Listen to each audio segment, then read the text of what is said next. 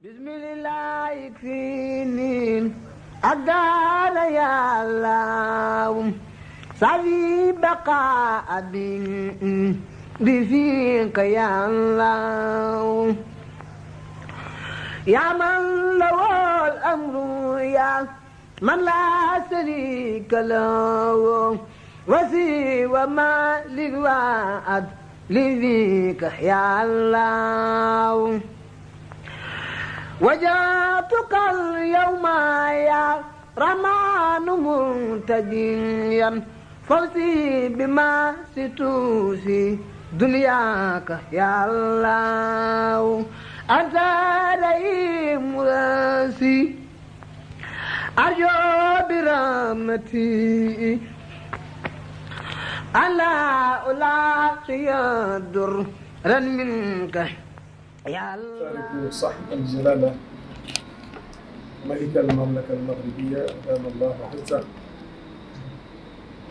والشعب المغربي ما أصابه جراء هذه الكارثة المفزعة. وبهذا الخصوص بعث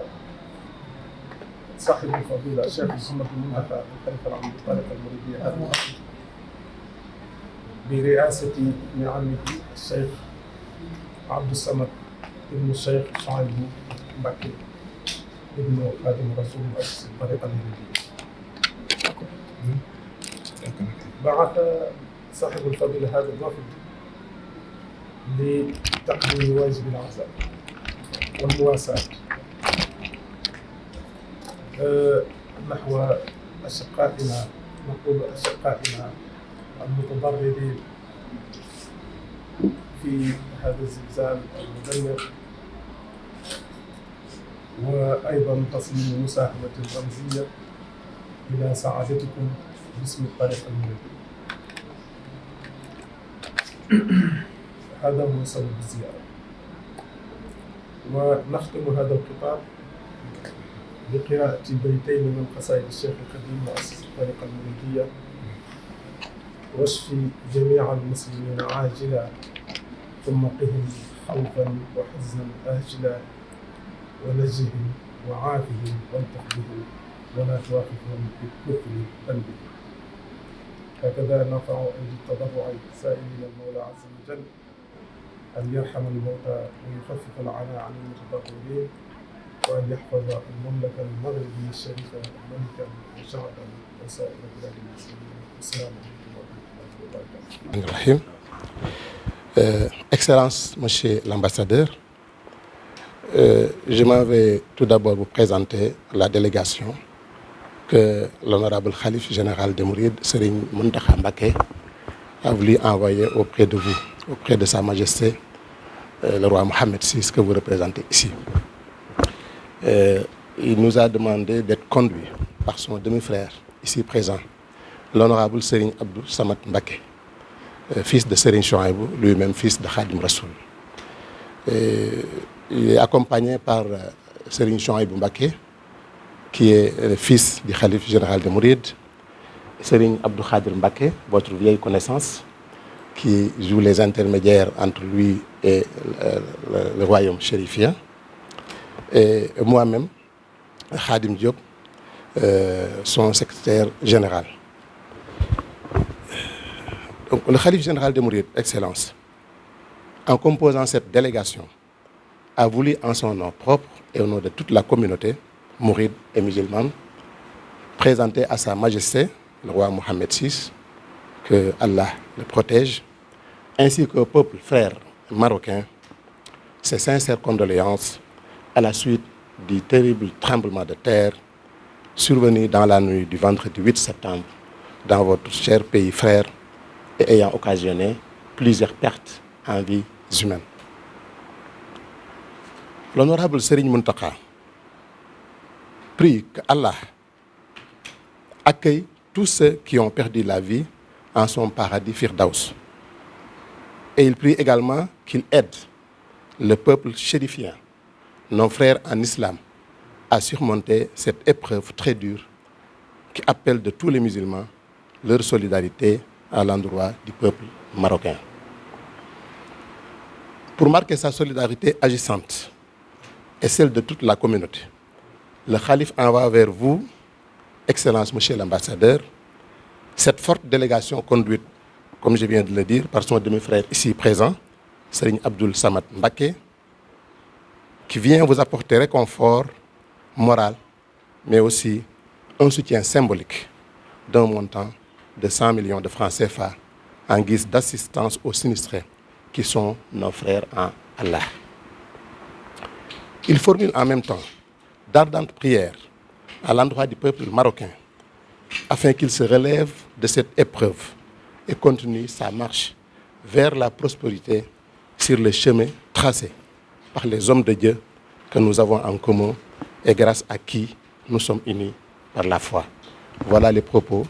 que le Khalife nous a chargés à travers Serigne Abdoul Samad Mbacké ici présent de transmettre à travers votre personne à Sa Majesté le roi Mohammed VI, en priant d'agréer nos salutations les plus respectueuses et les plus cordiales. Exprimer ma profonde gratitude pour ce geste très symbolique. D'abord, la venue de la délégation du haut niveau, du très haut niveau, donc y compris donc les membres de la famille du Cheikh Mountakha. Donc ça dénote vraiment de l'intérêt que son éminence porte au royaume chérifien et puis au lien particulier qui le lie à Sa Majesté le roi Mohammed VI, Amir al-Mouminin, que Dieu l'assiste. C'est encore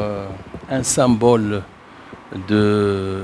cette relation toute particulière qui a toujours lié la ville sacrée de Touba au royaume chérifien. Et ça, enfin, dénote de cette solidarité qui a toujours existé entre nous et qui est aussi un des piliers de l'islam. L'appartenance à l'islam, c'est aussi cette solidarité permanente,